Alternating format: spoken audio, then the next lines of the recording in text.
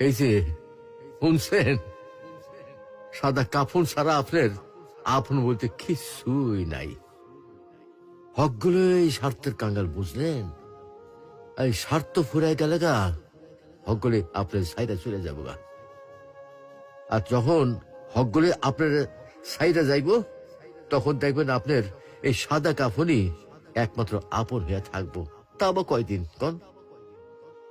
আহারে জীবন, কিসের লাইকা এত কিছু করতেছি?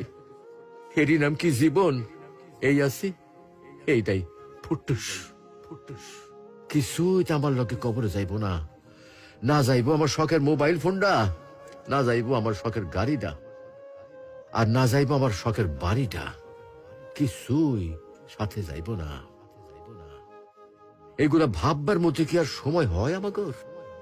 আমরা কত ব্যস্ত, তাই না? আহারে জীবন, আসুন সময় থাকতে ইমানের পরিচর্যা করি, পরকালের পাথেয় গুছাই, পরকালের কথা ভাবি। আল্লাহ আমাদেরকে ইমান চর্চা তৌফিক দান করুন, আমিন।